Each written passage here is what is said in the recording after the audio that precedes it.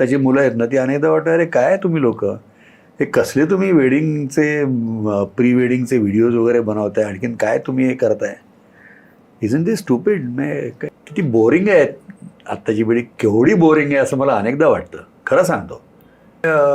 आमच्याकडे खरंच हे प्री वेडिंग मी रजिस्टर्ड लग्न केलं तर आता हे लोक वराती विराती काढतात आणखीन ते हळद आणखीन संगीत आणखीन हे ते बापाला खड्ड्यात घालतात ते 20-25 लाखाला पटपट घटस्फोट पण घेऊन टाकतात मग गेला पैसा वाया घालवतात चुराडा मग ते 1 का 2 दिवसामध्ये घटस्फोट घेतला त्या वडिलांना त्याचंच दुःख झालं की जरा थांबला असतं आधीच घटस्फोट घेऊन टाकला असतं हे जेवणामुळे घातले नसते एवढ्या काय ते एकाने 21 बुलेट दिल्या लग्नात मुलाकडच्या बुलेट लावल्या त्या अशा लाईनीनी बापरे अहेर असतो ना काय